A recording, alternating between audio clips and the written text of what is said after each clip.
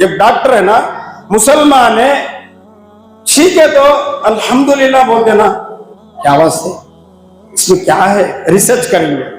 कल को कलीजे की बीमारी के गिने को ऑपरेशन करते थे, उन्हें मुसलमान है तो बराबर उनको ऑपरेशन करने के वक्त में उनको है ना वो कलीजे का टेस्ट करते हैं उनको यही रोजा से इसके बारे में रिसर्च करना का ख्याल था, ठीक है उन्होंने सीखना तेरा की कलीजा हो गाड़ी पूरी इंसान की जो मोटर है ना चलने की खड़ी हो, मोटर खड़ गई, क्या मैं समझ में आता है, खड़ गया। उसके बाद उन्होंने दिल को रनिंग क्या तो एकदम खड़ना एकदम बहुत वक्त तक नहीं होता वो खड़ को फिर रनिंग हुआ। अल्हम्दुलिल्लाह रब्बिल आलमीन।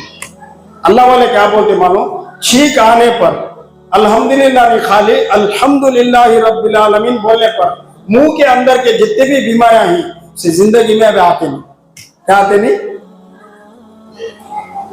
इसके वास्ते अल्हम्दुलिल्लाह आदमी छींक आश्रम को मर जाता बिल्कुल जिंदा होता, एक रकम का मजा भी मिलता, देखो छींक में एक रकम का मजा मिलता, छींकने में एक रकम का मजा मिलता दिमाग को जिस्म को।